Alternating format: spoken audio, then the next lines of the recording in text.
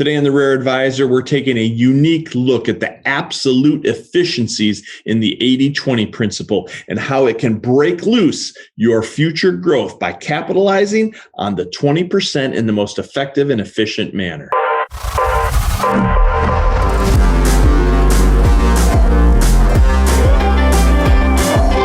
Welcome to The Rare Advisor, a business model supercharged by recurring and repeatable events. My name is Mike Walters, and I'm joined again today by Steve Phillips, who heads up the Protocol Group, which focuses in on coaching and mentoring elite advisors all across the country. And one of the things that is a constant topic, because it has tentacles that goes into so many components, really all of one's financial practice, and that is what I would call the absolute efficiencies that come through the 80-20 principle. It is an absolute law of business. We all have heard that. We know that. But sometimes I think it gets overgeneralized and people don't realize, what does that really mean to me in terms of how do I make smart decisions inside of my business? How do I build my processes? How do I build my systems so that they support the 80-20 rule, so that maybe one day the 80-20 rule doesn't actually even exist for me because I've kind of broken through that.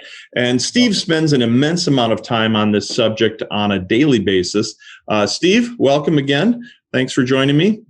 Yeah, Mike, always good to be with you. And thanks for teeing this one up. And you used the word absolute twice, and I think it's appropriate. You know, this is one of those topics that through the consulting work and the business refinement work that we did, I have always known about the Pareto principle and the rule of the 80-20. And I like your word, it is a law. It's not the 80-20 principle rule, it's the law.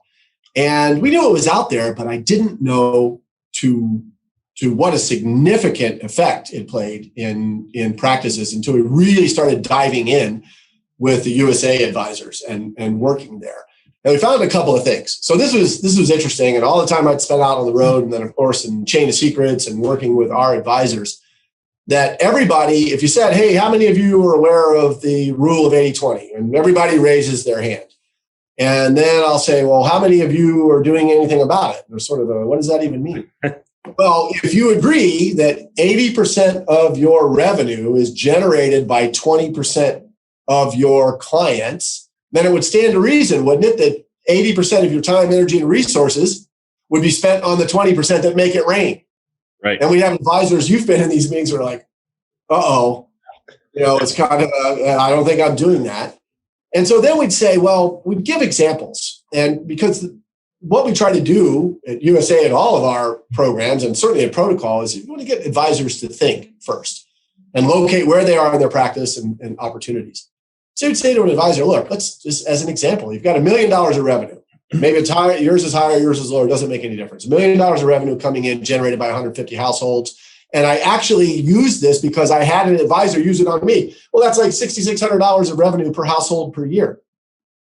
I said, well, did you just tell me that you believe that the 80-20 rule was actually the law? Oh yeah, I believe in it. Well, then that's not $6,600. A closer look at $1 million of revenue, 150 households, is 200,000. It's 800,000 being generated by 30 households, 200,000 being generated by the remaining 120. And so the dilemma, and I think that you had mentioned this earlier on, we were talking about legacy and so many other things. What we found was, I call it a lot of things human nature components. There's a bit of an emotional thing that happens to advisors when you say, classify your clients and create efficiencies. Because what do advisors that we've known for 20 or 30 years, what do they tell us about how the practice was founded? Yeah, they started with the smaller clients. Yeah. And so if you can't talk about, disrespecting people. So what we say is we don't. But if you look at a practice that's maturing through expansion, and then when we're talking about succession issues, then you have to address the clients that you want to duplicate. And so what happens is it really becomes a simple discussion of the 20% in our example, 30 households generating, what did I say, was 800,000 of revenue. Yeah. Those are the folks that we want to duplicate.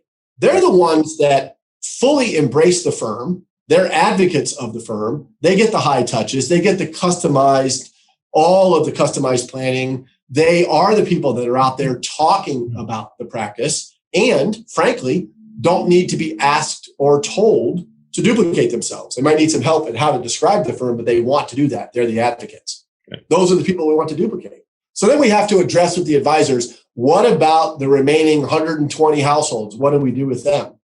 Well, it's really interesting at USA because in the protocol division, we can talk about processes that are proven that will have your best clients duplicating themselves. And then also when we start talking about the marketing division saying, let's create efficiencies for the bottom 20% or 80%. We don't want to disrespect them. So what does that look like? It's newsletters that we help our advisors craft and get out on a monthly or quarterly basis. It's webinars, it's educational engagements, it's in-person visits, maybe twice a year. And so what it really comes down to is, and I think that this is really where we address the whole topic of 80-20 is efficiencies. Only by creating efficiencies do you then are you able to focus on the 20% that generate such significant revenue? And we hear advisors all the time saying, you know what? I need a program that will restore some order to my practice, which is what we talk about, order and liberation, and make sure that your business serves your life and not the other way around. Right.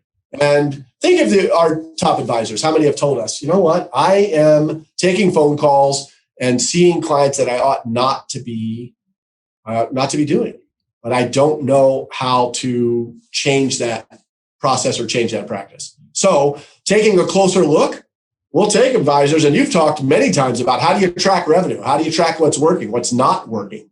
We're going to take a deeper dive look at the practice and see through client classification where the revenue is being generated. And from there, create efficiencies for the bottom 80% and the high level advocacy approaches for the top 20%. All of which, I mean, I think that it touches so many different divisions and things and tools that we do at USA. It's no wonder it's a really crucial topic when we're talking to our advisors. Yeah, I mean, it always starts with the magic is in the math. And so for an advisor who struggles with that, you know, the thing you usually hear is, well, I can't abandon those clients that are, you know, today would be my C and D clients, because back in the day, they're the ones that helped me get started. And that's entirely true. And so I think it's important, as you stated, Steve, that you're not disrespecting these people, but you have to get your economics in alignment. So to take your initial example on the 80-20, so if an advisor is spreading their cost, their expense load across all clients equally, that means that they're spending 20% of their expenses to support 80% of their revenue, but they're exhorting 80% of their expenses to support only 20% of their revenue. So that's just bad math, right? So the first step is I got to see my own math, and I have to actually put paper to pencil or Excel spreadsheet or whatever you want, you know, the analogy, but you have to get it in front of you. It's got to be this in black and white in front of you. And then that will shock you. That will like slap you in the face, hit you between the eyes to make you realize I have to fix this problem if my practice is going to get to the next level. And so then it's now about these efficiencies you talked about. So how do we create public events, quarterly updates, things that we can get leverage on so that you can spend 1 hour in front of a large group of people giving an update versus face to face and so on and so forth. And it could be, you know, it doesn't have to be even putting people into a room. I mean, look what we're doing here today. We're having a conversation through audio and video. You can have this conversation on Zoom and you can update people in a lot of different ways. And you know what? They love it because it fits their lifestyle now too. When they're traveling in the winter and they're off visiting the grandkids, or they're doing, you know, they're working during the day and they can't, you know, maybe they're volunteering somewhere during the day. And so they want to dial in the evening, but you're running this thing as a luncheon, whatever the case might be. There's so many tools at our fingertips as advisors today. And the customers, you know, thanks to the pandemic, the customers have had to learn how to use all this stuff. And so now it's a strategic byproduct that you have to take advantage of. And that helps get, I think, a lot of advisors over the mental hurdle of, okay, now the math is in front of me, but how am I going to rationalize this to myself so that I can still feel good about the service provided to the C client because I need to really dial in on the A client. Exactly. What am I going to do about it? Just a couple of quick points. Number one is, I think if you and I do 150 presentations together, I don't think I will ever utter the magic is in the math, which is why I love working with you. It's fantastic. I don't think that one's ever coming from me, but it is. And so this is why it's great to be collaborating on these with you, because the magic is in the math. And then what we do with it is, how do you apply it? How do you make that happen? And so a final thought here, and because this, I think the 80-20 thing, as you mentioned, touches everything that we do at USA. And it's just one other example of, let's uncover where you are, what an issue or opportunity might be, and then apply proven practices to it to make something happen. The human nature component that we have found, Mike, as we have had opportunity for client interaction through a couple of different channels, is this. I respect it. I've told the example of my dad at 83 years old is still an advisor, still has clients, and he would just be apoplectic if I said anything about disrespecting the people that he started with. So I think it's a real thing. Human nature component of the C's and the B's is typically they know who they are, actually. And we've said this before. Most people in society understand that the value I bring to any type of business, whatever it might be, is going to dictate the level and type of services I receive. And one of the things that we found out in having some client interaction that sort of relaxed advisors a little bit is that, by not surprising your clients and making it clear what the services are, that people don't get. Advisors tend to be concerned about offending the C's and the B's, right, which I thought was really, really interesting. And, I used to make a crack and I'd say okay, so if a C client finds out she's a C client, is she going to pack up her C stuff and go down the street and be a C client someplace else? And I don't mean that really disrespectfully, but what's the worst thing that could happen? And there are a couple of benefits. If I were to lay out a service matrix that said, we value you, and we're going to have the newsletters, and we're going to have the social and virtual interactions, and maybe you have an opportunity to grow into the practice. But there's a bigger point, Mike, that I'll leave you with, and then you can wrap us up here, is this. Advisors always were concerned about offending their C clients, because C clients would say, oh, what do the B's and A's get that I don't get?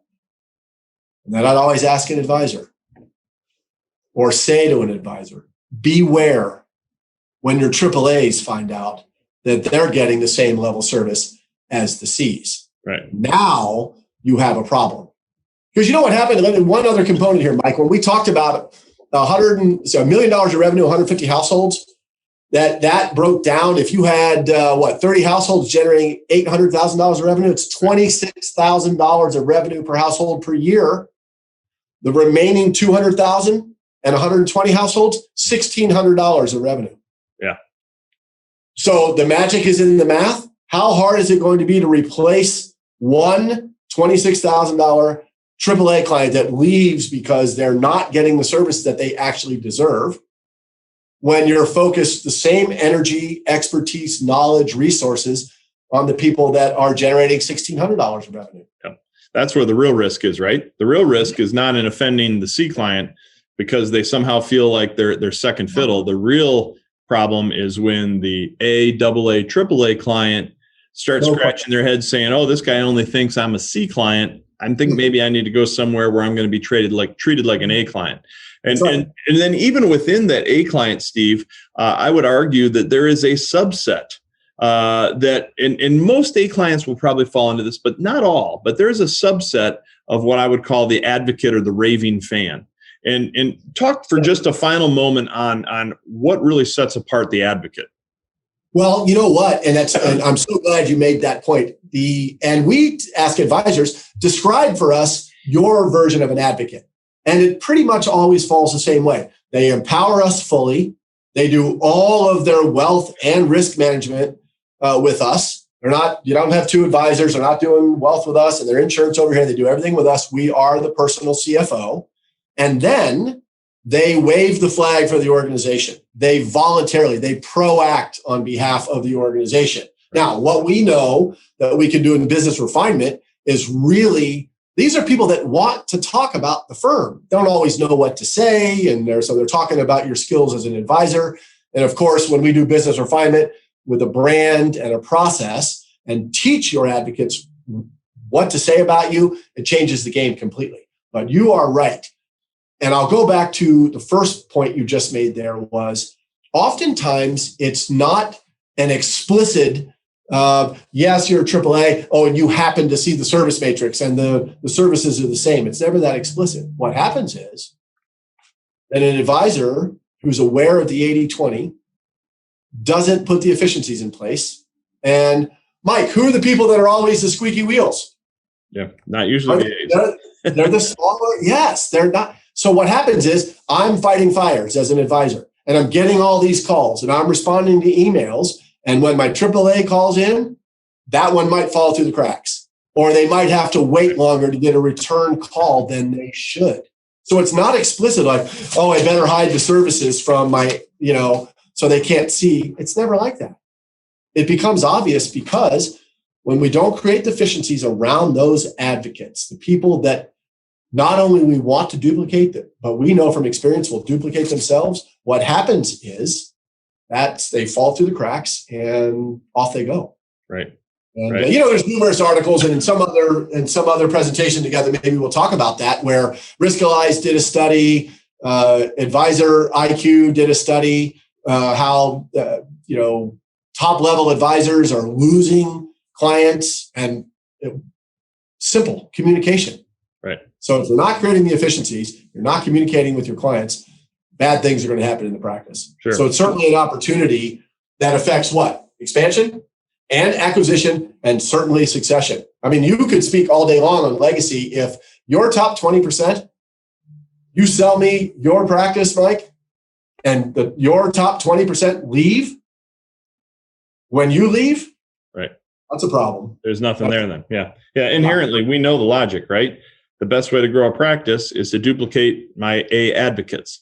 The worst way to grow a practice is to duplicate my C's and D's. So we know it. The question is getting punched through the math, identifying the systems and the processes, getting those efficiencies put in place so that now you can grow the practice the way it was meant to be grown. So it's a huge topic. There's plenty more that we'll be sharing on the Rare Advisor. Please stay tuned. There are tangible tools to help. Yes, plenty of tools, amazing amount of tools. Check out usafinancial.com.